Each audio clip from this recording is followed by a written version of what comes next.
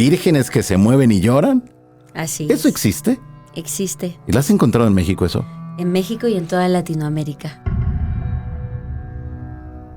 La otra cara de la moneda, que se considere un fenómeno provocado por el demonio. Son imágenes religiosas católicas que se han usado en contextos como el satanismo y la brujería. Recuerdo que tú has planteado esos elementos de los santos paranormales. ¿Qué es eso? El niño Dios. El niño saludando. Dios. Sí. Personas dentro de la iglesia que han sido canonizadas, que son santos de la iglesia, pero que se aparecen a la fecha, que si no estuviéramos en un contexto religioso estaríamos diciendo son fantasmas. Lo que la gente no entiende en esta sociedad materialista en la que nosotros vivimos es que los milagros son reales y ocurren cada día. Y no solo en la religión católica, pues suceden en contextos que ni siquiera son religiosos, porque el poder de la fe es importante. ¿Qué es lo que ha pasado con la sociedad? Que nos hemos alejado tanto de esas herramientas que tenemos desde siempre para que nos ayuden. ¿Tú quieres que te diga mi opinión muy personal? Pero desde luego. El propio Jesucristo lo dice en la Biblia, que el príncipe de este mundo es el demonio.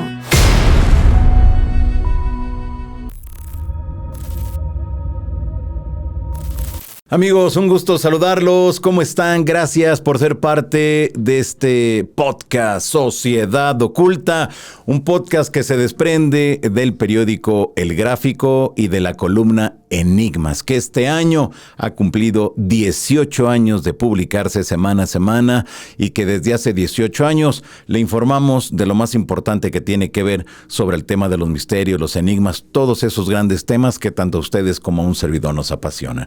Bueno, pues hoy tenemos un super programa y le voy a decir por qué. Porque viene Lourdes Gómez. Usted la conoce y la conoce muy bien. Una persona, una periodista que le ha dado la vuelta al mundo, que va detrás de los misterios, los enigmas y que está especializada en el tema de los misterios de la fe, de la religiosidad, de la espiritualidad. Y con ella estaremos conversando en esta ocasión en Sociedad Oculta. Lourdes, qué gusto saludarte. Gracias por estar acá. Johanan, un placer estar contigo en la Sociedad Oculta y un honor que me hayas invitado. Lourdes, para la gente que te mira en estos momentos, tú eres española, llegas a México. Cuando llegas a México, ¿pensaste que había tantos misterios, tantos enigmas y después que has viajado por toda Latinoamérica, pensaste un día toparte con tanto que en cada esquina te encuentras un misterio? Pues sí sabía que había mucho misterio y bueno, pues desde pequeña he leído mucha información sobre los enigmas del continente americano, especialmente a nivel religioso, que es un tema que a mí me apasiona mucho. Yo estaba muy interesada en la Virgen de Guadalupe desde que siendo una adolescente leí el libro El misterio de la Virgen de Guadalupe de Juan José Benítez. Desde luego, pues me gustaba, pero jamás soñé con estar algún día en México y poder ver in situ ese tipo de enigmas. Me ha tocado vivirlo y es mucho más, desde luego, de lo que esperaba. Ok. ¿Y qué te parece ahora entonces? México, los misterios, los enigmas, tenemos ovnis. ¿Qué te ha tocado mirar en el desierto? Has estado frente a esas esculturas alucinantes en varias partes de Latinoamérica y que has topado con cientos de testimonios de gente que te habla de cosas fantásticas. Me apasiona porque la religiosidad mexicana y el mundo del misterio está vivo y está en constante cambio. Normalmente lo que yo había vivido en Europa es que hablamos de casos sumamente antiguos, pero encontrarte con lugares donde ocurren estos fenómenos cada día, que se filman, que son fotografiados, no solo a nivel ovni, te estoy hablando también de fenómenos religiosos de vírgenes que lloran, líquido vital en diferentes estados de México, imágenes que se mueven solas o que aparecen reflejos paranormales. Lourdes, pero ¿de qué me estás hablando? ¿Vírgenes que se mueven y lloran? Así ¿Eso es. existe? existe. ¿Y la has encontrado en México eso? En México y en toda Latinoamérica, así es. Vírgenes que lloran, los casos más recientes han sido en Michoacán, en Morelia. Tenemos casos también del año pasado en Chiapas. Imágenes que desprenden líquido vital. En el caso de Morelia, un caso muy sonado, porque coincidió con una directriz del Vaticano de investigar estos casos con mucha prudencia y de no pronunciarse la Iglesia sobre ese tipo de fenómenos en un sentido positivo. Si encuentran un fraude lo van a decir, pero si no encuentran una explicación, no van a decir es verdad, sino que van a guardar silencio. Coincidiendo con esa directriz, se produce el caso de Morelia, empieza a investigar la Iglesia a nivel local en Michoacán y dan a conocer por parte de las autoridades religiosas que lo que se ha encontrado en esa Virgen es líquido vital real. O sea, humano. Humano y por lo tanto enfrentándose un poco a esa directriz vaticana. Eso solo podía pasar aquí en México. Oye, pero ¿cómo podemos entender eso a la luz de los avances científicos, a la luz de que sabemos que una escultura o una virgen, no sé si sea de madera o de pasta o de plástico, emane ese líquido vital, ese líquido rojo? Sucede tanto en contextos milagrosos, que es lo más habitual, que los fieles consideren que se trata de un milagro de Dios o de la Virgen y que por lo tanto se empiece a producir un culto en torno a esa figura, que se produzcan peregrinaciones, porque uno de los puntos más dudosos que yo veo en estos casos es que normalmente son fenómenos que suceden al interior de casas, no en iglesias. O sea, sí hay casos dentro de las iglesias, pero es mucho más habitual que ocurra en casas particulares. Y tenemos la otra cara de la moneda, que se considere un fenómeno provocado por el demonio. Esto lo decía el exorcista más importante que ha tenido el Vaticano, el padre Gabriele Amorth, del cual yo, pues soy muy seguidora de haber leído todos sus libros, haber seguido sus huellas en Italia. ¿Quién fue él? ¿Qué hizo? El padre Gabriele Amorth le dedicó hace poco una película a Russell Crowe, ¿no? El exorcista del Papa. Fue un periodista y religioso, exorcista, perteneciente a la Sociedad San Pablo, dentro de la Iglesia, que se dedicó como periodista a llevar adelante dentro de la Iglesia publicaciones marianas, pero después se convirtió en exorcista.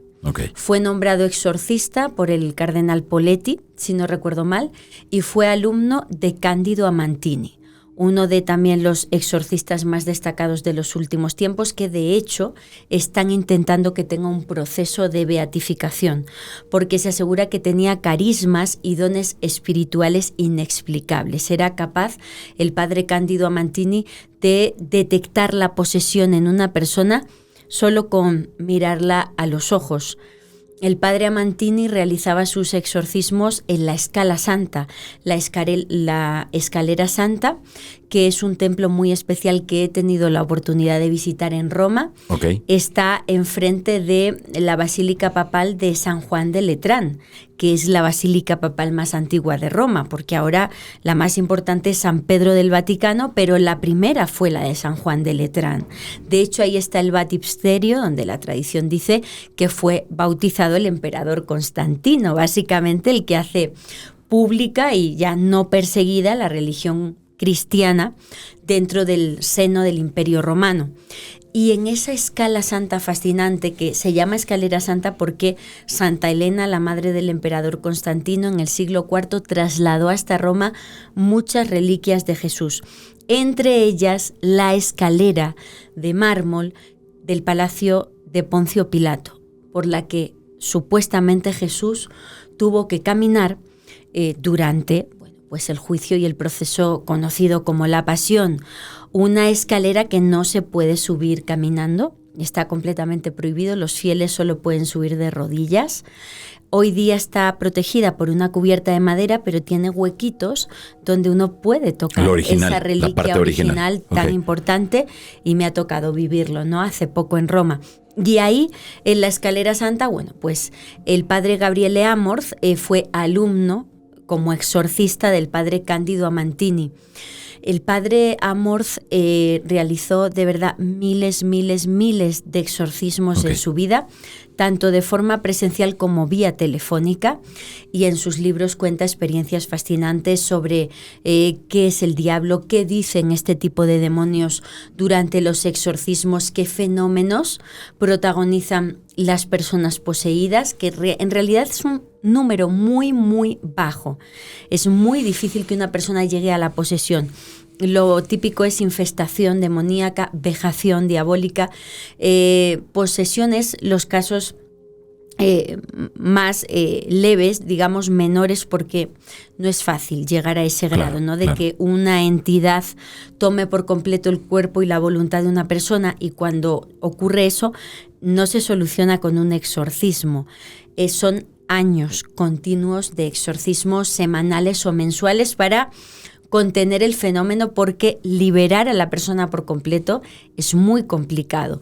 Y cito al padre Amorth porque él en sus exorcismos, especialmente cuando iba a casas donde había infestación al interior de hogares, cuenta anécdotas como familias sumamente católicas que tienen en el jardín de su casa una estatua de la Virgen María, y en mitad del exorcismo el demonio, a través de la persona poseída, decirle al padre Amorth: mira lo que he hecho a tu monigote.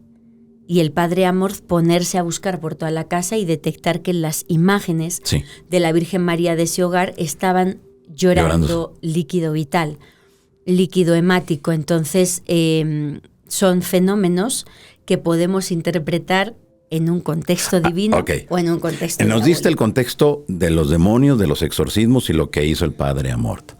Pero eso lo pudiéramos aplicar en México para los casos donde la Virgen está llorando. ¿O son contextos completamente distintos? Hay las dos realidades. Tenemos por un lado fenómenos de vírgenes que lloran, que se han interpretado como algo divino, que es la mayoría de los casos, El de Chiapas, el de Morelia, que son los más recientes, se ha interpretado como algo divino, y a raíz de que esas escenas se han hecho virales en redes sociales y en los medios de comunicación, bueno, pues la gente llega a rezar a estas imágenes. Y la Iglesia interviene, y en casos como el de Morelia dice, bueno, pues la sangre es humana. Otra cosa es porque no han explicado si hay una vigilancia constante 24 pero ¿qué horas tal de la si en imagen, algún momento, si alguien ha depositado, claro, exactamente, alguien llega y pone hemático? Entonces tenemos esa realidad, y luego hay otra realidad, la de los llamados antisantos. Son imágenes religiosas católicas que se han usado en contextos como el satanismo y la brujería. Existen investigadores con los que yo he podido hablar aquí en la República Mexicana que han dado seguimiento a grupos satanistas que se hacen con santos, con imágenes religiosas católicas, para su uso en misas negras. Las misas negras son como la Eucaristía católica, pero pues risa, ¿no? Burla, sorna, hacer una parodia del momento más importante para el católico, que es la Eucaristía, porque desde el punto de vista del creyente existe la transubstanciación, que es que esa forma consagrada, esa forma que es pan sin levadura, pan ácimo, durante la plegaria eucarística realmente comienza pues a convertirse en el cuerpo real, la presencia real de Jesús. Hacen una parodia de este elemento católico tan importante, y en esa parodia usan elementos católicos pero los transforman. Imágenes de santos y de vírgenes a las que le ponen indumentarias no adecuadas, con colores como el rojo, con colores que podríamos entender como de contextos no religiosos, se produce el robo de las sagradas formas de las iglesias, que es un fenómeno que vemos en alza desde lo que sucedió en el mundo en 2020, que nos llevó a todos a lucir cubrebocas y que por lo tanto provocó que muchas iglesias la forma ya no se administrara. O sea, la forma te refieres a la hostia. La hostia ya no se administrara directamente en la boca, sino en la mano, y se ha detectado personas que se guardan este elemento para después usarlo, o bien en este tipo de rituales, o bien venderlos en el mercado negro a un gran precio, dependiendo de quién realizó la plegaria eucarística, si ha sido un sacerdote, si ha sido un cardenal, incluso si ha sido el Papa. Okay. Precios exorbitantes con el único objetivo de vejar ese elemento tan sagrado y provocar el concepto de deicidio, tratar de matar a Dios a través de esa forma consagrada, porque entendamos algo, las personas que llevan a cabo este tipo de hechos no son ateas, son tan creyentes como el católico que va a misa, están completamente convencidas de que Dios existe y de que se ha hecho presente en ese objeto, y lo que pretenden es maltratarlo. Entonces, bueno, pues se han detectado que atraviesan la hostia consagrada con clavos oxidados, que la botan al suelo, que es lo típico que hacen, que la usan en contextos de personas que están manteniendo relaciones, cosas que hieren mucho la sensibilidad del creyente. Claro. Casos recientes aquí en México, uno de los últimos que se conoció fue en León, Guanajuato, en la parroquia de Nuestra Señora de Guadalupe. Robaron un copón, un cáliz con muchas hostias consagradas. El objeto apareció, que una persona que no cree esto me puede decir a mí, ay, pero es que se querían llevar el objeto, ¿no? O sea, el cáliz, porque es valioso. No, el cáliz lo recuperaron. Lo que nunca se recuperó fueron las hostias consagradas, por este contexto que te digo. Incluso se ha detectado ya personas que la toman en su boca, pero luego se la extraen para guardársela para este tipo de hechos. Y te hablaba de brujería, sí, porque tenemos investigadores en la República Mexicana que han recibido imágenes religiosas católicas que han dejado en la puerta de sus casas o de sus museos, porque saben que se dedican a estos temas, porque han hecho brujerías dentro de figuras de la Virgen María o de imágenes como San Judas Tadeo. Tengo un ejemplo que es el investigador paranormal Jorge Moreno, que tiene su museo paranormal en Mérida, Yucatán. Dentro de la colección de objetos asociados con brujerías que él expone, tiene una figura de San Judas Tadeo de este tamaño, no te exagero. Sí. Esa la dejaron en la puerta de su negocio. Cuando se pone a investigar la figura, Jorge encuentra al interior objetos y elementos relacionados con un ritual de brujería que alguien había hecho, regalándole supuestamente una figura religiosa a una persona, supuestamente para el bien, pero por dentro esa figura religiosa tenía elementos de brujería para provocar el mal a esa persona. Qué fuerte. Hay de todo. Entonces, para la gente que nos mira en estos momentos, Lourdes, estas imágenes son utilizadas para todo tipo de cosas raras y siempre para dañar a otra persona. Pero nos hablabas de esas vírgenes que lloran. En el contexto de la Ciudad de México, recuerdo que tú has planteado esos elementos de los santos paranormales. ¿Qué es eso? Los santos paranormales son santos católicos que presentan el comportamiento de personas vivas o comportamiento paranormal. ¿A qué me refiero a grandes rasgos? A figuras del niño Jesús, por ejemplo, que supuestamente, pues se descubre por las mañanas que tienen los piecitos sucios o sus zapatitos desgastados, y el saber popular, la tradición popular de los fieles indica que pues ese niño ha cobrado vida por la noche y ha jugado con los juguetes que le regalan, se ha dado por ahí una vuelta y luego ha regresado. Eso es lo que yo llamo un santo paranormal, porque presenta el comportamiento de una imagen viva. A ver, creo que uno de los ejemplos más claros de esto, de los santos paranormales, lo tenemos en Perú. Fray Escoba, ¿no? Que es conocido como Fray Escoba. San Martín de Porres, que la historia nos hace mención de que tenía la posibilidad de elevarse, como si estuviera volando, de estar en 2 lugares a la vez, entre muchas otras cosas que hizo. Creo que es el más reciente y el que ha tenido, al menos en Latinoamérica, una mayor publicidad. Pero entonces en México también tenemos ese tipo de características en los santos. Sí.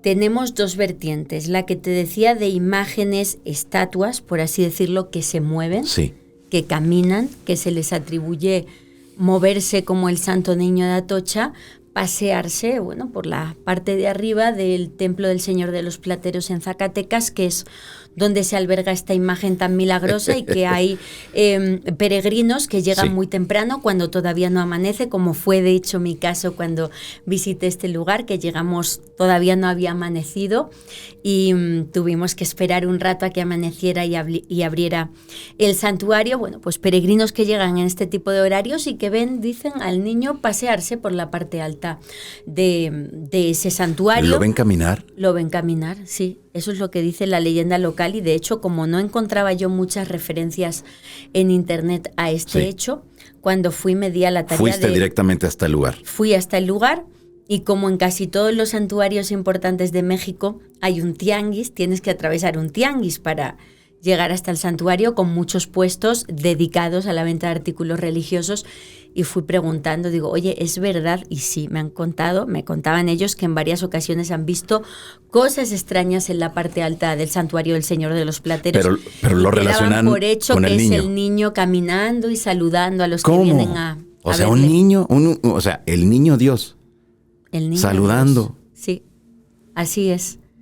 Eso es la primera vertiente de santo paranormal. Okay. Y la segunda vertiente es la de personas dentro de la iglesia que han sido canonizadas, que son santos de la iglesia, pero que se aparecen a la fecha, que si no estuviéramos en un contexto religioso estaríamos diciendo son fantasmas. Okay. Por eso yo hablo de paranormal.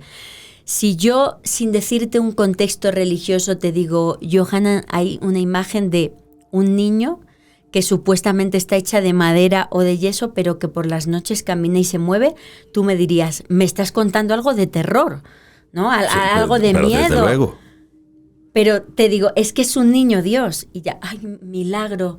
Vamos a rezarlo. O sea, yo no es que me esté metiendo con el tema, solamente estoy diciendo que dependiendo del contexto. Exacto, sí. De la persona lo interpreta diferente. Entonces, con los santos católicos que se están apareciendo de carne y hueso ante algunos fieles para ayudarles en situaciones muy concretas, en un contexto paranormal diríamos fantasmas, en un contexto religioso desde luego milagro, un santo que se está apareciendo para ayudar. El caso, tengo 2 casos fuertes recientes en América. El de México es Santo Toribio Romo, un mártir de la cristiada, de la guerra cristera, de Jalostotitlán, en los Altos de Jalisco, que se está apareciendo y he recabado más de una docena de testimonios de personas con nombre y apellidos. Se está apareciendo a las personas que están tratando de llegar hasta Estados Unidos en busca de una vida mejor. Actualmente. O sea, las apariciones son recientes. Lo observan en el desierto cuando ya no saben por dónde tienen que ir y se han quedado sin agua. Les da agua o les da unos $, para que lleguen. Que lleguen o les dicen por dónde tienen que ir. A ver, ¿por qué que casi se ahoga en el río. Claro, porque este tipo de historias, Lourdes, siempre son de décadas atrás. No. Son de hace 20, 30 años. Pero nos damos cuenta entonces, por lo que tú nos estás planteando aquí en Sociedad Oculta, y ponga usted mucha atención, usted que nos mira, son testimonios recientes. En mi podcast Noche de Lluvia he narrado más de una docena de testimonios muy emocionantes de personas que están allá y me dicen cómo fue su odisea para llegar a Estados Unidos y cómo en los peores momentos se encomendaron a Santo Toribio Romo y cómo en ocasiones habían visto, sin saber ellos de la historia de Santo Toribio Romo, porque fuera del contexto mexicano no es un santo conocido, pues un sacerdote, un padre llamado Toribio que les ha ayudado y luego descubrir que era Santo Toribio porque físicamente es idéntico pero imagínate, a las estampas. Pero descubrir que ya falleció. ¿Hace mucho tiempo? O que le han pedido, es un caso muy fuerte también que me contó esta seguidora mía con nombre y apellidos, cuando ella se marcha a Estados Unidos o trata de llegar, va con su esposo, va con su mamá, va con sus 2 hijas muy chiquitas y va ella en avanzado estado de gestación, embarazada. Tienen que cruzar el río, tienen que hacer todo ese proceso. Si ya de por sí es difícil, imagínate con 2 niñas pequeñas y embarazada.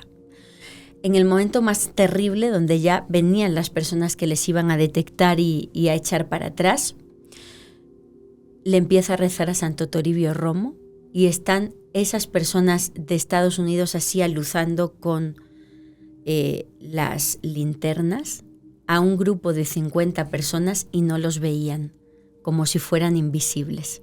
No eran capaces de detectarlos. Y ella, dice que fue un milagro de Santo Toribio Romo. Imagínate nada más. Son muchas historias tremendas. Son muchas historias. Eso es un santo paranormal, sí, que yo denomino así, ¿no? Con mucho respeto y sin ánimo de ofender, pues por esta característica que tiene de apariciones. Y hay otro importantísimo que me fascina en el caso de Venezuela. Estoy hablando del doctor José Gregorio Hernández, el primer santo venezolano que apenas fue canonizado hace muy poquitos meses. Y bueno, pues este caso es fascinante porque él era médico de profesión, nunca fue sacerdote, sí era religioso pero laico, una persona de un nivel científico muy destacado en Venezuela, que de hecho, si vemos la forma que tiene el relicario con sus reliquias que preparó el episcopado venezolano, es un microscopio. Ok. La reliquia es un microscopio y un sombrero porque él siempre iba con sombrero. El microscopio porque el primer microscopio que llega a Venezuela lo lleva él, de un viaje que hace a Francia. Sí. Entonces una persona con este perfil científico tan destacado, que a la vez era muy religioso, cuando fallece se convierte en una leyenda. Para los creyentes la gente le empieza a pedir, ayúdeme, doctor José Gregorio, cúreme. Y en este caso no es una docena, como te digo, que yo he llegado a juntar, ¿no?, de los testimonios de apariciones de Santo Toribio Romo. Aquí son cientos de testimonios que he recibido de personas que dicen, yo le he rezado al doctor José Gregorio Hernández, me he dormido, él me ha operado durante la noche y cuando yo me he despertado ya yo no tenía nada.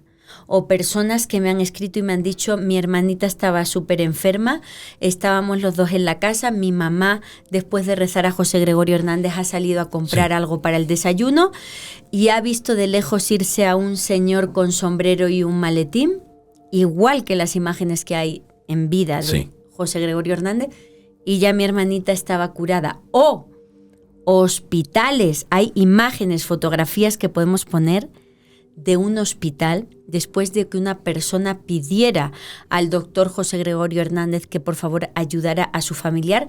Está en el pasillo largo del hospital, hace una foto y al fondo del pasillo se ve perfectamente a ese señor chaparrito con sombrero y un maletín, que es como dicen que se está apareciendo el doctor José Gregorio Hernández, primer santo católico venezolano de la Iglesia. A ver, pero tenemos entonces que estos son historias recientes. Sí. No es de que haya ocurrido en décadas atrás. No, a la fecha. A la fecha. De los últimos meses. ¿Cómo se puede explicar eso, Lourdes? No hay explicación convencional. Lo que la gente no entiende en esta sociedad materialista en la que nosotros vivimos es que los milagros son reales y ocurren cada día. Y no solo en la religión católica. Pues suceden en contextos que ni siquiera son religiosos, porque el poder de la fe es importante. Creer es crear, es una frase que a mí me apasiona porque a lo largo de mi investigación me he encontrado con eso y yo he tenido la oportunidad de entrevistar a personas que tienen milagros aprobados por el Vaticano, que eso ya es el top. Ahí ya no hay forma de poder fabricar un milagro. Porque la gente dice, en el caso de San Carlo Acutis, que es el santo patrón de Internet, el influencer de Dios, el primer santo millennial, tuve la inmensa suerte de estar en la canonización de San Carlo Acutis en la Plaza de San Pedro del Vaticano el pasado mes de septiembre de 2025, la gente dice es que a la Iglesia le ha venido muy bien tener un santo como Carlo, porque muchos jóvenes han regresado a la Iglesia, porque es muy buena publicidad. Yo no niego que sea así, pero los milagros que se aprueban por el Vaticano no se pueden fabricar porque el proceso de investigación es brutal. ¿Cómo es? Descríbele a la gente que te mira en estos momentos, Lourdes, porque pareciera que no es importante, pero sí es un tema importante por las características de la investigación que se hace, pero descríbelo de favor.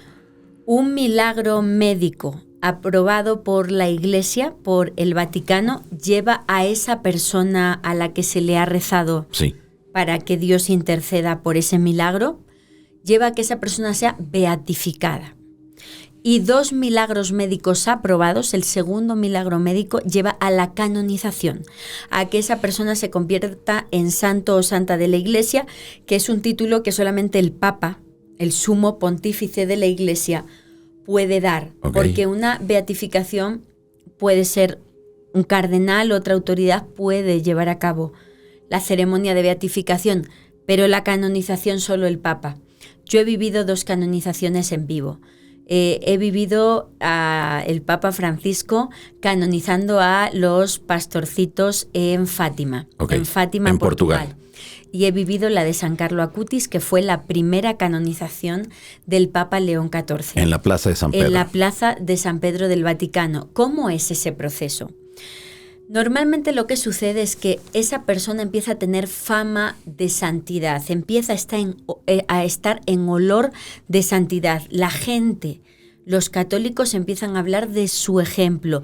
Hizo esto, hizo lo otro. Lo primero que se hace es recoger a nivel local, en la parroquia diócesis a la que pertenezca esa persona con fama de santidad, empezar a recoger testimonios, momentos destacados de su vida y empezar a elaborar un expediente.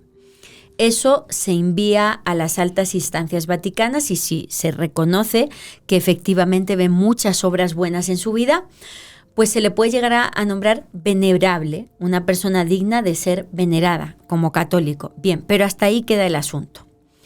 Ahora resulta que en una parroquia que no tiene por qué ser esa a la que pertenecía el santo, en cualquier iglesia del mundo, llega una persona, un fiel, a decir que en sí se ha obrado un milagro médico, que tenía una enfermedad incurable, que no se podía curar de forma repentina e irreversible. Son 3 palabras clave para la investigación médica: incurable, irreversible, que no pueda volver atrás la persona, que sea una curación, de repente ha tenido un día bueno pero mañana está mal, irreversible, y repentina y permanente, es decir, que no haya mediado un medicamento, que se haya probado un nuevo tratamiento y a raíz de eso la persona haya mejorado. No, instantáneo, irreversible, permanente, de algo incurable. Y si llega una persona con esas características, dice la parroquia y la diócesis a la que pertenezca, vamos a requerir los expedientes médicos de esa persona. Sí, para estudiar. Necesitamos hablar con los médicos y se forma un primer tribunal a nivel de diócesis. Y en ese tribunal estudian los expedientes médicos, tanto teólogos y autoridades religiosas como principalmente médicos, tanto médicos con un perfil creyente como médicos completamente ateos y ajenos a la institución. Y si en esa primera instancia de diócesis se concluyen, bueno, pues sí, esto es una curación y no encontramos explicaciones inexplicables, entonces buscan a la persona que se ha obrado el milagro y le hacen una pregunta. Yo me emociono porque siempre le dicen, ¿a quién se le oró? Porque hasta ese momento la Iglesia no dice, no me hables de santos, no, vamos a investigar. Esto es inexplicable. ¿A quién se le rezó? Se le rezó a tal persona. Se envía el expediente al Vaticano, a la Congregación para las Causas de los Santos, el Dicasterio para las Causas de los Santos, que es el ministerio dentro del Vaticano que estudia si esa causa en concreto va adelante o no, Claro. si estamos ante un milagro o no. Se vuelve a hacer lo mismo. Varios tribunales vuelven a estudiar la documentación médica. Un tribunal médico, un tribunal teológico, diferentes instancias. Y si vuelven a concluir dentro del dicasterio para las causas de los santos que no hay explicación, nuevamente a esa persona se le dice: ¿a quién se le oró? A tal persona. Se le rezó a tal persona. Ok. Ese expediente se envía al Papa. Se lleva al despacho del sumo pontífice de la Iglesia y es el Papa quien tiene la última palabra. O sea, y dice, decide si sí o no. ¿va a ser santo o Ok. no? El Papa dice, después de leer el expediente, sí, va a ser santo, y entonces se pone un día y una fecha para la canonización en la que tiene que estar presente el Papa. La ceremonia es muy bonita, es una Eucaristía, sí, es una misa celebrada por el Papa, pero tiene unas características especiales y sumamente emocionantes. En el altar o a un lado del altar hay, en la mayoría de los casos, reliquias de esa persona a la que se le rezó, a la que ha obrado el milagro. Que ojo, dentro del catolicismo, porque atacan mucho.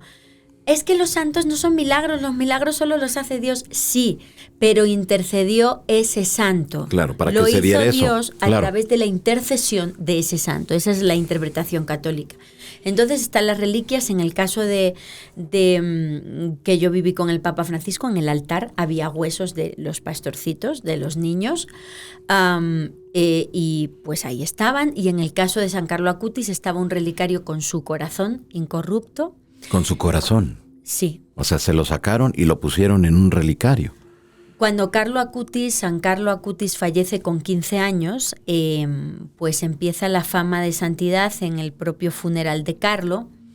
Muy pocos años después su caso ya era muy conocido, Sí. y pues se autorizó por parte de su familia, de sus padres, el traslado de los restos de Carlo desde el cementerio donde fue enterrado hasta la Basílica de Asís en Italia, porque Carlo era muy cercano a la figura de San Francisco, para que fueran expuestos ante los fieles. Carlo ya era venerable. Fue llevado a la beatificación por un milagro de un niño brasileño que tenía una enfermedad muy difícil, que constantemente vomitaba, ya estaba muy grave, y rezó ante unas reliquias de Carlo Acutis. Él y su abuelo dijo directamente ante las reliquias: yo no quiero vomitar más, y nunca más vomitó. Fue repentina la curación e inexplicable. Ese milagro llevó a Carlo a ser beatificado, y el que le llevó a ser canonizado el pasado 7 de septiembre de 2025 fue una joven de Costa Rica que tuvo un accidente en bicicleta gravísimo a nivel cerebral. Perdió gran parte de masa encefálica. Es una cosa grotesca y muy difícil, un diagnóstico completamente negro. Ok. Su madre viajó a Italia, se fue a Asís, y en el instante en el que su madre estaba rezando ante los restos de Carlo Acutis, Valeria, así se llama esta joven, despertó, y sin daños neurológicos. O sea, de hecho, Valeria estaba en la ceremonia de canonización de Carlo. Bien, había reliquias de Carlo, y lo que te estaba diciendo es que cuando trasladan los restos del cementerio de Carlo a la Basílica de Asís, se descubre que el cuerpo está incorrupto. Y esto lo quiero explicar muy bien, sí, de porque, favor. bueno, pues las imágenes que vemos de Carlo son muy impactantes. Bueno, aquí estamos viendo una de esas imágenes. Parece que está dormido, Exacto. parece que presenta un rostro idéntico al que tenía en vida. Quiero explicar puntualmente que eso es una máscara, una muy fina máscara. No es de que esté así como se ve aquí en esta imagen. De material de látex, de material plástico, realizada pues con mucha finura. Lo que recubre las manos y el rostro es una fina máscara. Ok. Eso no significa que la Iglesia nos esté engañando. El cuerpo de Carlo está incorrupto. Incorrupto significa, dentro del mundo de los dones paranormales o gracias espirituales de los santos, que el cuerpo de esa persona en olor de santidad no sea pues descompuesto como lo haría un cuerpo de forma natural. No habría entrado en putrefacción. el cuerpo conservaría conexión anatómica y todos los tejidos, no solo los huesos, por muchos años que hayan pasado, es decir, cabello, uñas, piel, músculos, órganos, no exactamente igual que en vida, voy a usar esta palabra sin ánimo de ofender, como acartonado, como sin líquido, pero sí conserva el cuerpo. Y se ponen este tipo de máscaras en el pasado de cera.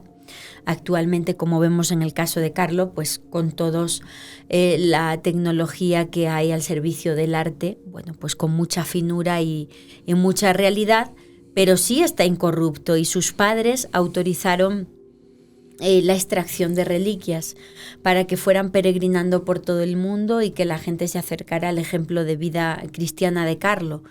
Y ese fue el momento en el que extrajeron su corazón incorrupto y lo colocaron en un relicario, y ese relicario estaba presente en la ceremonia de canonización. La ceremonia tiene una fórmula muy concreta. El cardenal responsable del dicasterio para las causas de los santos lee un informe ante el Papa con los dones de esa persona, de forma muy esquemática, tampoco es que dure el discurso 1 hora, y por qué creen desde el dicasterio que esa persona debe ser nombrada santa. Okay, sí. El Papa lleva el bastón de mando de la Iglesia, lleva incienso con el que pasa cerca de las reliquias, y entonces pronuncia la fórmula de canonización y dice que autoriza a tal persona a ser santo de la Iglesia, llamado San Carlo Acutis, y que sea recordado en toda la cristiandad el día, en el caso de Carlo, 12 de octubre, los 12 de octubre.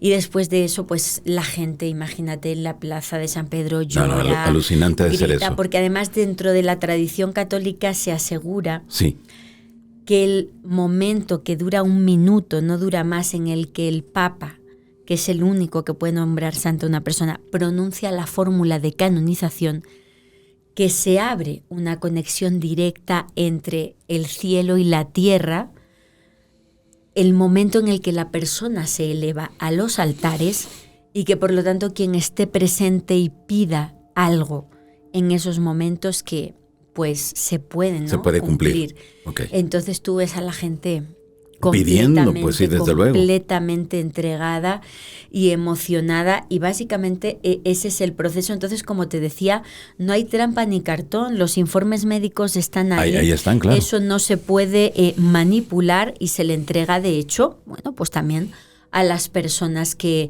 no crean que eso sea posible, para que revisen y refuten, en el caso de tener las pruebas, ese milagro médico, pero no pueden. Y yo he entrevistado a personas que tienen milagros aprobados por el Vaticano. Celina, una mujer que tenía en España un cáncer de garganta, tenía un agujero en el paladar, o sea, una cosa de verdad imposible, y de un día para otro eso se cerró, eso desapareció, porque rezaron a una persona que estaba en proceso de canonización, un sacerdote español. Y también entrevisté, y es un caso que une España con Perú, entrevisté el milagro a un testigo, 2 testigos del milagro del arroz de Olivenza. Okay. En Lima, en Perú, hay un convento donde veneran a 3 santos de la Iglesia. Ahí están los restos de San Martín de Porres, al que citabas al comienzo, que era un monje capaz de bilocarse, capaz de levitar; Santa Rosa de Lima, una de las místicas más importantes de la Iglesia; y San Juan Macías, un santo de origen extremeño que cruzó el Atlántico, estuvo sirviendo como religioso durante toda su vida en Lima, y que tenía mucha fama de tener siempre su cesta llena de comida de forma inexplicable, como si fuera mágica, llenándose una y otra vez de alimentos para los pobres.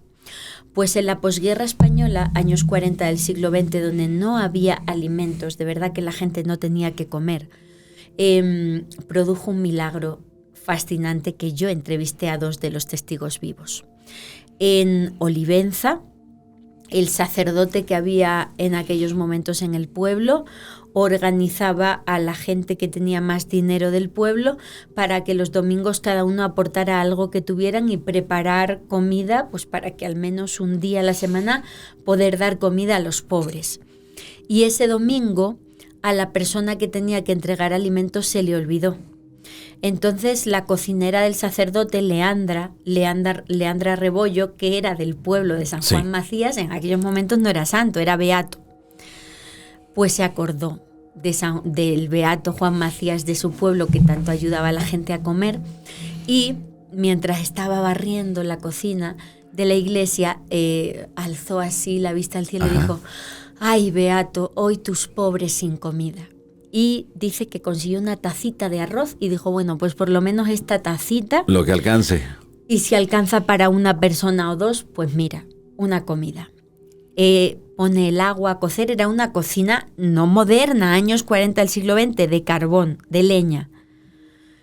Pone el carbón, pone agua a calentar y echa el arroz. Y se va a barrer un poco por ahí, por las estancias, y cuando regresa, ve Leandra que la olla está rebosando de arroz, que los granos de arroz se están saliendo. Ella en su mente no podía dimensionar, o sea, cómo eché solo una taza de arroz, pero... Y se multiplicó. Pero esto se está multiplicando, se va a buscar al sacerdote, se va a buscar a la madre del sacerdote. La gente empieza a llegar, se empieza a extender el rumor por el pueblo. Llega el padre y dice: a ver, momento. Los separa a todos y les dice: traed platos, traed vasos, o sea, todos para los llenar, pobres del pueblo hicieron una fila y el padre iba echando arroz. Y cuando la olla se quedaba vacía, yo entrevisté a 2 testigos. Que lo vieron, que lo vivieron. Niños que lo vieron, que probaron el arroz. Ya que sabía. Johanan. Y yo les decía: pero ¿qué pasaba cuando la olla se vaciaba? Dice: se empezaban a formar como unos gránulos en el fondo de la olla y se convertían en arroz. Y seguían brotando y crecían. Y la leña nunca se renovó, el carbón. Fue el primero que puso Leandra. Digo, y de sabor, porque Leandra no había echado ninguna especia. Leandra solo había puesto el arroz.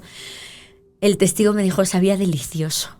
Dice: sabía delicioso. Entonces... O sea, a ver, era una olla, le echaron el arroz, le prendieron el fuego... Y ahí brotaba y brotaba y brotaba arroz, y el sacerdote sacaba arroz y sacaba arroz, y todos comían arroz, cientos de personas, todos los pobres. Y cuando la última persona fue saciada, el sacerdote se miró y dijo: ¿ya todos han comido? ¿Todos están bien? ¿Sí? Entonces apartó la olla y cesó el milagro. Se guardaron muestras de ese arroz y se enviaron a diferentes instituciones científicas de agricultura y de biología de Europa. ¿Y qué encontraron? En concreto, en el caso de España, se enviaron a laboratorios de la zona de Valencia. Como sabes, en España es un plato muy típico para nosotros, la paella, ¿no? Y en concreto, donde se llevan a cabo, donde hay mayores cultivos de arroz en toda España, es en Valencia, porque pues la zona donde más paella se hace es Valencia.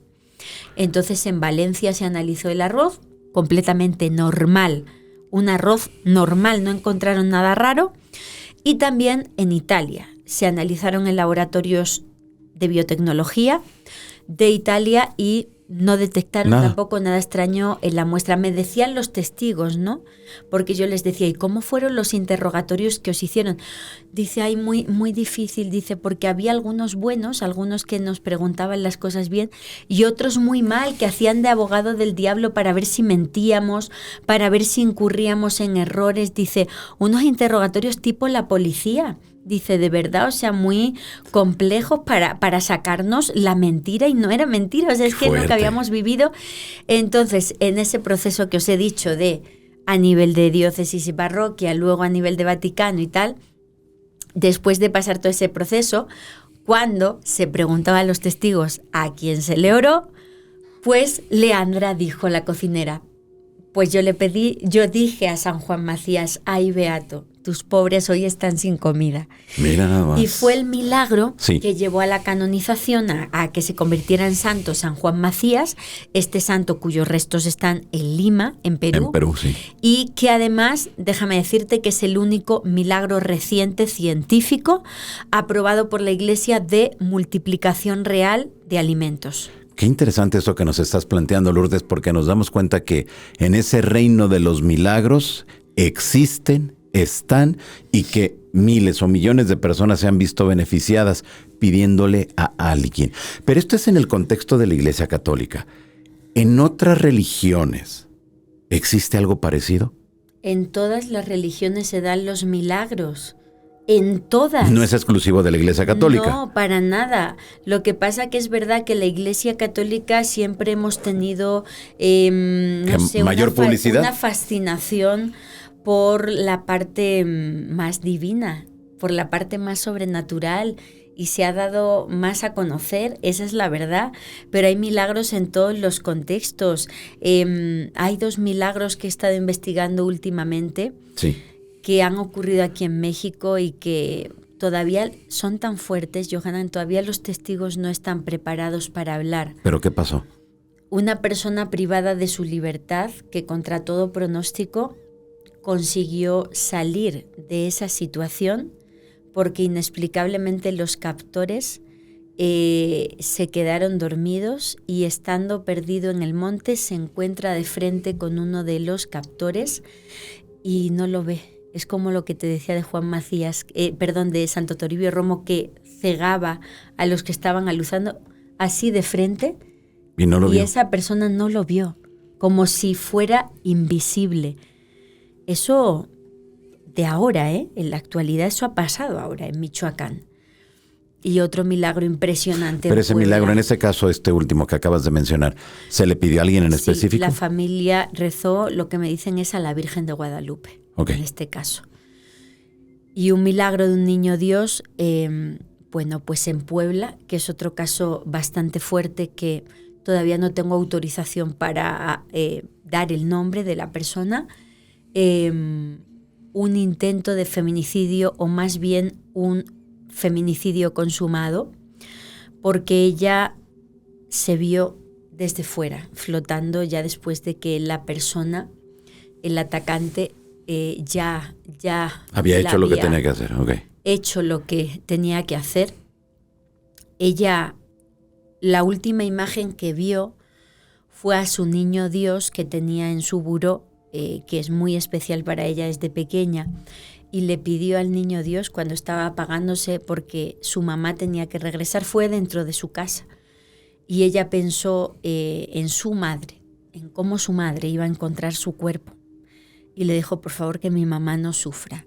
Le pidió a su niño Dios ayuda, que mi mamá no sufra, y lo siguiente que ella recuerda es que ya no había dolor, que ella estaba viéndose flotar desde fuera, y entonces ella ve su cuerpo y ve el estado de su cuerpo y dice: no puedo permitir que mi madre vea esto.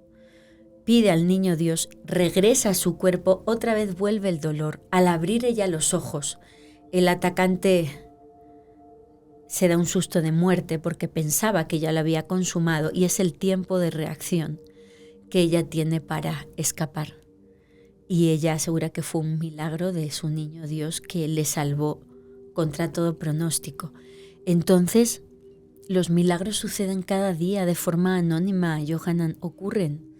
Y aquí en México están vivos en muchas personas que tienen la valentía de pedir, porque somos una sociedad muy individualista, que siempre nos estamos quejando por todo, pero no nos da por de repente dejar las cosas en manos de la divinidad, o si tenemos un problema, pedir.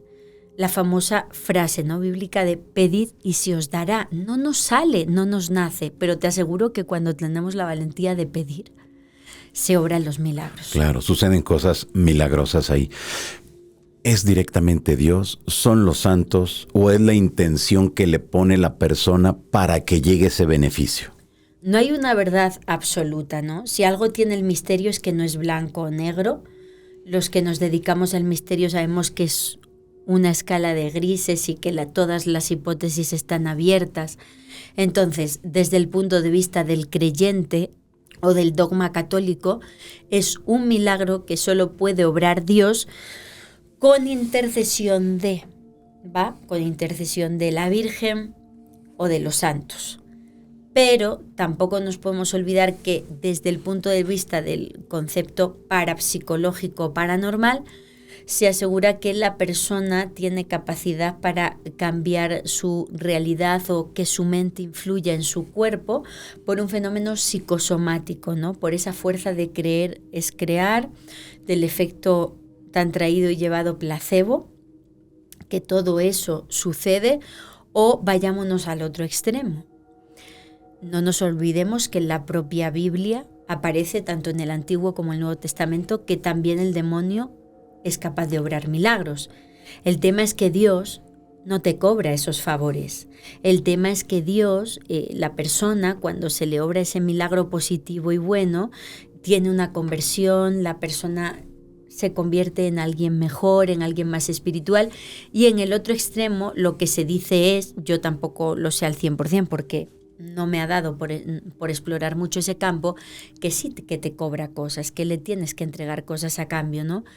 Entonces, ahí se dice en la Biblia, por ejemplo, los sacerdotes del faraón, ¿no? En el caso de Moisés, son capaces de obrar magia y milagros, no solo Dios.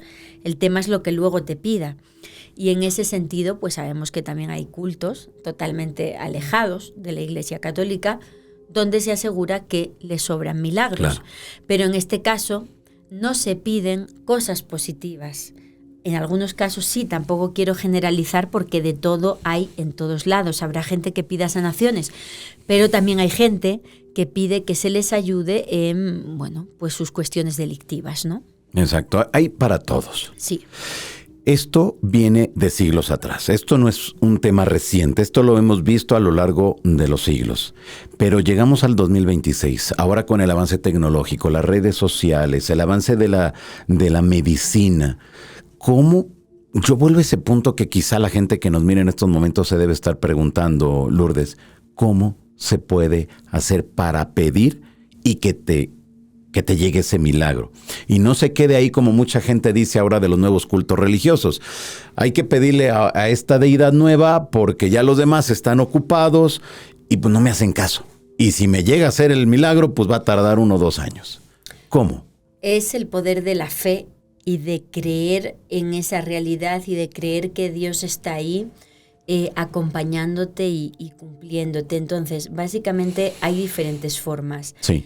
En una primera instancia, pues simplemente dialogar, platicar con Dios o con el santo al que seas más cercano y pedirle específicamente lo que tú quieres. Luego hay métodos. El padre José Palmar, que es un padre que actualmente está asentado en los Estados Unidos, exiliado de Venezuela, un padre muy querido por mí, que he entrevistado en varias ocasiones. Él tiene todo un método para contactar a los ángeles. Dice que los ángeles son entidades, te explica el padre Palmar, sacerdote católico especializado en angelología, que son criaturas preternaturales, es decir, superiores al plano humano, sí, pero tampoco están en el plano divino, están a medio camino y que por tanto son grandes mensajeros y protectores de la humanidad ante Dios y que ellos están ahí completamente desaprovechados porque nadie les pide. Y entonces el padre Palmar te da todo un método de cómo le tienes que llamar, qué tarea en concreto le tienes que dar a tu ángel, cómo le tienes que despedir. Pero es alucinante, te dice el padre Palmar. Por ejemplo, Miguel, llamarle 3 veces así. Okay. Miguel, Miguel, Miguel. Segundo paso, saludarle, ¿no? Gracias, estimado Arcángel Miguel. Esto es real, o sea, meteros en la página web del padre José Palmar o en las entrevistas que yo le he hecho al padre José Palmar en Noche de Lluvia, tal cual os lo estoy contando. Yo amo al padre. Ya lo saludas, ya le hablaste 3 veces, ya lo saludas. ¿Cómo estás, querido Miguel? Pero así le dicen, no te vas a poner a contarle tu vida, o sea, concreto, como dice el padre Palmar. Y el padre Palmar es muy gracioso porque dice, pero no le llames para pedirle por la paz en el mundo porque eso es algo imposible, o sea, concreto. Okay. Querido Arcángel Miguel, gracias por acudir a mi llamado. Ejemplo real del Padre Palmar. Fíjate que me acaban de operar, ahora está lloviendo a mares y si yo salgo me voy a resfriar y va a ser muy horrible. Por favor, haz que la lluvia cese. Gracias, no te molesto más, querido San Miguel. Nos vemos. O sea, ¿Y quita la lluvia?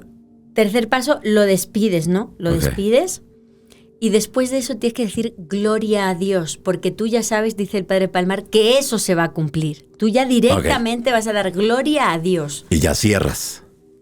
Y después el último paso es que se te ha cumplido y entonces ya pues nuevamente das las gracias, gloria. Okay. Y dice el Padre Palmar que en su caso pues se lo cumplió, que al momento cesó la lluvia y ya se pudo él bajar de su carro. Y yo recientemente iba con un grupo de hijos de la lluvia, que son mi comunidad de seguidores de mi podcast Noche de Lluvia. Estábamos en San Miguel del Milagro, en Tlaxcala, visitando este santuario católico tan importante. Yo les di los pasos del Padre Palmar para conectar con tu ángel y ya varios escribiéndome, lo he hecho, me ha funcionado. O sea, vuelvo a repetir, pedid y se os dará. Entonces, lo más sencillo, dialogar tú con Dios. ¿Quieres algo más específico? Los pasos para contactar con tu ángel de la guarda por el Padre José Palmar. Otro tema muy interesante, el rosario. El rosario, todos los exorcistas del mundo te dirán, incluido mi admirado padre Gabriele Amorth, que es un arma súper poderosa de protección. Entonces también hay muchas personas a las que se les ha obrado milagros por rosarios que han ofrecido por peticiones muy concretas. Y otra cosa que te podría yo comentar de milagros es la protección que llevan a cabo los sacramentales católicos, determinadas medallas y determinados elementos como el agua, la sal, el aceite exorcizado, o por ejemplo aquí yo llevo la medalla milagrosa, que fue dictada, enviada por la propia Virgen María a la luz de las apariciones de Catalina Labouré, Santa Catalina Labouré, una santa que por cierto su cuerpo también está incorrupto, en París, en Francia, o la medalla de San Benito. Es decir, ya nos podríamos ir a la parte física de instrumentos que podrían ayudarnos. Que es increíble todo lo que nos estás comentando y estas herramientas que han llegado desde esas otras realidades para que las usemos en nuestra vida diaria, Lourdes. A ver, pero para ir cerrando ya esta conversación contigo aquí en Sociedad Oculta, todo lo que nos has platicado está documentado, todo lo que nos has comentado es que a alguien le ha sucedido un milagro. Y son los que se conocen, porque me imagino que debe de haber muchos casos, muchos milagros. Estos dos últimos tan fuertes de la persona privada de libertad y del feminicidio no son milagros públicos, son anónimos, de personas que a mí me lo han contado y no por internet, no me han escrito. Son cosas tan fuertes que tú no... Es porque me he encontrado en persona con esas personas. Con esos individuos. O familiares suyos que me han dicho... Esto nos ha pasado, y son personas que no quieren salir, que no quieren... No, son milagros anónimos privados que están sucediendo y que la gente no tiene ningún interés ni en crear un culto, ni en que se conozcan, que suceden. Ok, si todo esto funciona el 2026, así como lo has mencionado, Lourdes, ¿qué es lo que ha pasado con la sociedad que nos hemos alejado tanto de esas herramientas que tenemos desde siempre para que nos ayuden? ¿Tú quieres que te diga mi opinión muy personal? Pero desde luego. El propio Jesucristo lo dice en la Biblia, que el príncipe de este mundo es el demonio. En este mundo suceden cosas muy malas. Hay guerras, hay maltratos, hay grupos que hacen cosas horribles, pero nadie se pregunta de dónde sale todo eso. Yo, que me muevo en el campo espiritual, que lo que me gusta es el aspecto religioso, tengo muy claro que todo eso son acciones de entidades malignas y demoníacas porque están en la tierra. En la Biblia se indica claramente que esos ángeles caídos, esos demonios están en la tierra, pululando, haciendo de las suyas. Puede que en siglos anteriores, siglo XVIII, barroco, una sociedad súper crédula y creyente de todos estos temas, vieran al demonio como una entidad física que tiene una colita y un rabito y va vestido de rojo. Sí, que sería que sería el diablito de la lotería mexicana, realmente. Sí. Pero no es así. Nadie puede pensar que a ojos de una persona del siglo XXI estamos hablando de esa entidad como una fuerza, sí, como una inspiración que hay como mente maestra de las personas que idean este tipo de casos, porque yo he visto, como tú has visto, a gente que es detenida por hacer cosas muy malas en prensa mexicana. Te estoy hablando de un caso real, sí, al norte de México, sí, Paramas-Inri, Baja California. Una persona muy mala es detenida y aparece la fotografía en la portada del periódico con unos tatuajes aquí de un demonio cerca del oído. Y esa persona manifiesta que alguien, una voz, le pide hacer ciertas cosas. En ese caso, ¿qué serían demonios? Para mí, igual que se manifiesta Dios, igual que Dios está presente, hace milagros y hay muchas personas que nos sentimos cerca de él y que tratamos de pasar por el mundo siendo lo mejores posible dentro de que todos nos equivocamos y cometemos errores, también están estas entidades tratando de destruir este mundo, este planeta y esta sociedad, y para mí están detrás de todas esas malas acciones, y estamos nosotros, por muy racional que sea el siglo XXI, nosotros estamos en medio de una lucha de fuerzas entre el bien y el mal, y siempre lo digo en mi podcast, tú tienes que posicionarte. Hay que posicionarte, o sea, todo se nos va a juzgar con respecto a qué hiciste, a tu nivel, desde luego, y dónde te vas a posicionar. Nadie se pregunta qué hay detrás de inventos, no sé, la inteligencia artificial. Oye, ¿cómo está desplazando al ser humano? El Papa, León, publica estos días su primera encíclica y habla de los peligros de la inteligencia artificial, y hay muchos teólogos que la analizan como un arma del demonio. A ver, pero ¿cómo podemos considerar que la inteligencia artificial sea la obra maestra de los demonios para corromper a la humanidad? Porque lo mismo se dijo cuando salió Internet, lo mismo se dijo cuando salió la televisión, y no pasó absolutamente nada, es del uso diario de los humanos. Yo creo que sí pasó. ¿Qué? La gente se aisló, la gente se hizo totalmente individual. La gente no, pero eso fue un pretexto, porque había mucha gente que se iba en la antigüedad había gente que se iba a la punta de un cerro. La gente practicó ya muchísimo menos el amor al prójimo. La inteligencia artificial, no sé si has estado al tanto de la actualidad de la inteligencia artificial, ya ha provocado varias muertes de personas que se han marchado de la vida porque su amigo de la inteligencia artificial se lo ha pedido, porque se han enamorado de esos elementos que tanto OpenAI como Google ya han tenido que pedir perdón a estas familias. Y han ido modificando el algoritmo. Claro, pero no lo hizo un demonio. O sea, la inteligencia artificial no apareció abajo de una piedra. A lo mejor, si tú lo quieres ver desde un punto de vista racional, es un invento humano, pero yo te estoy hablando de la inspiración.